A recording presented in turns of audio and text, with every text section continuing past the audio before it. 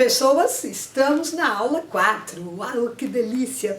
Expansão marítima comercial portuguesa. Bom, começando o nosso périplo africano, vamos voltar um pouquinho. Dom João I entrou com 28 anos. Vejam o selo de Portugal. Governou 48 anos, quase meio século de Dom João I de Avis. E durante esse período, quem esteve à frente das grandes navegações foi o infante Dom Henrique, aquele nosso velho conhecido, né? Estimulador do desenvolvimento náutico português e administrador da Ordem de Cristo. O infante Dom Henrique, ele é tão importante para a história de Portugal, está no panteão dos heróis, que quando foi feito o padrão dos descobrimentos, vejam que coisa linda, está às margens do Rio Tejo, tendo infante Dom Henrique à frente, esse que está segurando a caravela. Logo abaixo vem Camões, o poeta dos descobrimentos. Aí vem uma turma aí da ciência, cosmógrafos, matemáticos e depois os navegadores. São 32 estátuas. Olha o tamanho das estátuas em comparação ao tamanho das pessoas. De fato, uma obra linda. Quando for a Portugal, visite. Como conversamos na outra aula, a primeira viagem marítima portuguesa foi para Ceuta, 1415. Aí você deve estar se perguntando desde aquela aula, o que é Ceuta? E por que Ceuta? Vamos dar uma olhada nesse pequeno vídeo. Vejam as caravanas que atravessavam o deserto, que coisa incrível, né? Como vimos na aula 3, árabes atravessavam Ásia, África e chegavam à Europa. Haviam caravanas com 1000 dromedários. Bastante, né? Essas rotas transsaarianas tinham os povos berberes, os seus grandes conhecedores, que aliás, até hoje, né? Transportavam de um tudo. Agora, para ganhar dinheiro de verdade, é aqui que você já sabe, responde para mim, especiarias e artigos de luxo. Como você pode perceber, islamizados, né? Então, aquela expansão árabe que a gente viu na outra aula, permanece na região. Então, Ceuta acaba tendo essa importância de um lugar eixo de toda essa travessia. Enquanto a Europa vivia feudalismo, peste negra, Guerra dos 100 Anos, tudo ali no século XIV, o comércio Ásia-África estava intenso. Mercadorias africanas eram levadas para o continente asiático e vice-versa. Nessa ponta participava a Península Ibérica. Vejam quantas rotas nós temos na África, ligando reinos africanos, cidades-estados. Vamos conhecer algumas delas, que é onde os portugueses chegarão. Não por terra, mas pelo mar, tá?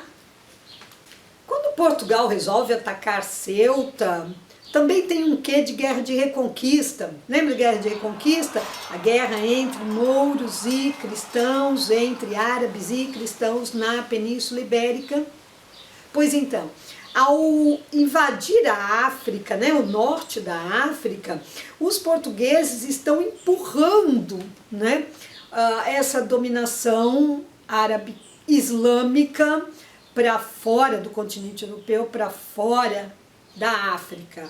Não conseguirão deter o avanço do islamismo. Isso não. Continuando as grandes navegações, infante Dom Henrique manda as caravelas para o mar-oceano. Vamos mapear o mar-oceano, correntes marítimas, fazer cartas náuticas, tudo isso. Aí nisso chegaram em Madeira. Madeira, as ilhas atlânticas, né, como são chamadas, Açores, Madeira e Cabo Verde.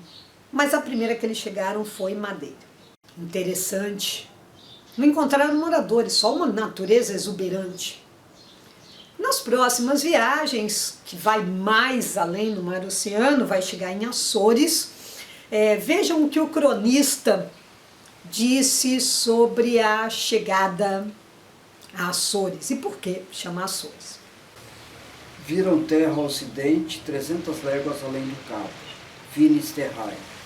E vendo que eram ilhas, entraram na primeira, acharam-no desabitada e andando encontraram muito milhafres ou Açores e outras aves. E passando a segunda, que hoje se chama a Ilha de São Miguel, que igualmente estava desabitada, acharam muitas aves e milhafres, como abundantes nascentes d'águas, quentes e sulfurais. Aqui fala o cronista Diogo Gomes de Sintra, no ano de Nosso Senhor Jesus Cristo, de 1460. Açores também deixou os portugueses admiradíssimos. Como que tem um arquipélago com 9 ilhas e perceberam assim natureza exuberante, água. Aí não viram pessoas, não era habitada. Bom, conquista, né? Ilhas de Açores, Madeira e Cabo Verde. Maravilha, Portugal chegou, mapeou, aí vamos voltar para aquela viagem pela costa. Indo pela costa, eles ficaram admirados, eles chegaram a um grande império, o Império de Mali. Já tinha ouvido falar? Já tinha ouvido falar. Porque um dos grandes governantes de Mali tinha feito aquela viagem até Meca, com toda a sua comitiva enorme, Mansa Musa, e isso deu fama, inclusive, na Europa. O Império de Mali é admirável, é uma sociedade complexa, com uma área dentro do deserto, uma área litorânea e uma área ao sul de intensa agricultura. E é uma sociedade escravista, patriarcal, islamizada, maioria seguidores do Islã, e que também tinha a poligamia. Tá? O Império de Mali tinha um intenso desenvolvimento cultural. Não, você não está entendendo. Intenso desenvolvimento cultural. Bibliotecas, universidade, pasmem, senhoras e senhores, observatório astronômico, grandes intelectuais. Hamed Baba escreveu mais de 700 obras na área de jurisprudência, um grande cientista da área social. Tem uma cidade que vai concentrar muito esse desenvolvimento intelectual, esses artistas, intelectuais, cientistas, que é a cidade de Tombouctou, lá no meio do deserto, por alguns chamados de Timbuktu. Você viu o filme O Livro de Eli? Então, gravado naquela área ali, tá? Naqueles desertos. Atenção! O Império de Mali não teve esse nome sempre. Primeiro ele era Império de Gana, território menor, depois guerreiros, conquistas territoriais, sabe? A guerra é parte desse império. Aí Mali e depois Songhai, tá? Aliás, falando em guerra, falando dos guerreiros transsaarianos, a gente não pode esquecer que eles têm escravos, prisioneiros de guerra, tá? Quando os portugueses chegaram e encontraram o comércio de escravos, enlouqueceram. Mandaram notícia para o infante Dom Henrique. É o infante Dom Henrique que vai ter essa ideia de pegar as Ilhas Atlânticas, Açores, Madeira, Cabo Verde, mandar para lá homens de sua confiança, como administradores, governadores, né? Não são donos da terra, serão chamados de donatários. Esses homens de sua confiança levarão em seus navios colonos, pessoas de Portugal, quer dizer, não pode ser muito pobre, porque tem que ter algum capital para investir, porque eles vão ganhar terras. Essas terras serão chamadas de sesmarias, que são doadas por quem? Pelos donatários. Em nome de quem? Em nome do rei. Esse sistema chama-se capitanias hereditárias.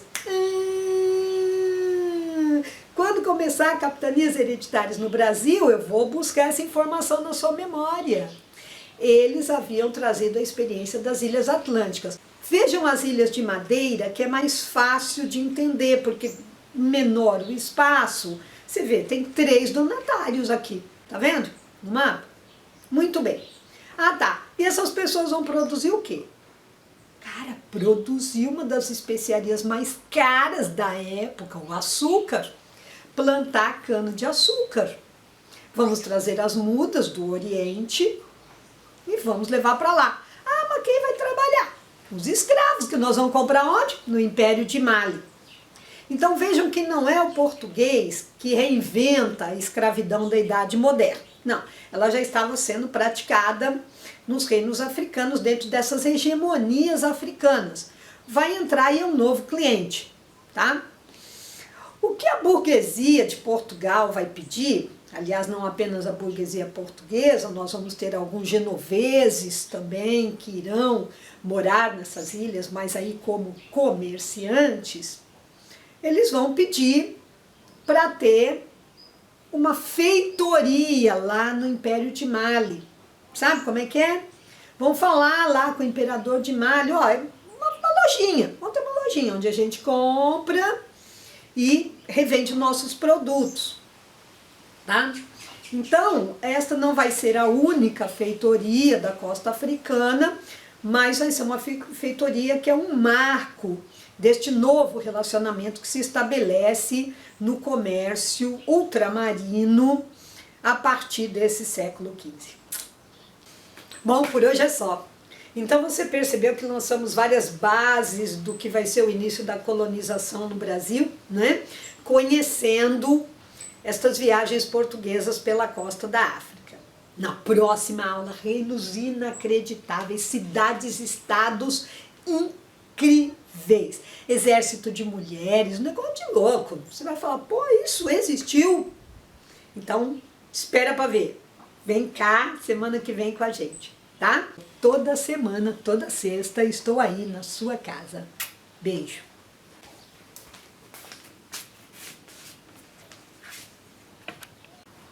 Cara, você não está entendendo o desenvolvimento intelectual. Você sabe aonde está guardado, ó, me arrepio.